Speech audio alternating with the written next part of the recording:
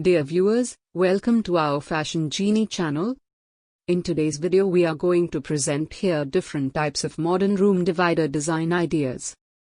Larger or smaller surfaces, to separate your home decor ambiances, the focus should be on innovative solutions.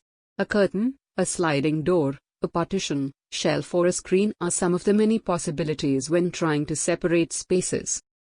Whether to create two separate areas or simply to make it more trendy, there are beautiful pieces that you can use and they can be detachable from the walls or not. A folding screen is always a possibility. One will have better privacy when there are walls separating each room.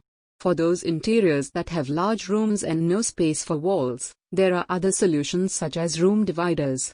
They have proven to be extremely practical in dividing the space and making impact on the overall look of the interior. As there are numerous different styles and shapes of room dividers, they came up to be used as decorative elements apart from their main function. Geometric forms are widely used for home decor. There are many awesome designs of room dividers using these forms. You will see one white and cool decorative divider. Different types of modern room divider designs are given in this video for your collection ideas. Please watch till the end of this video and subscribe our channel for more interesting contents. Thank you. Good day.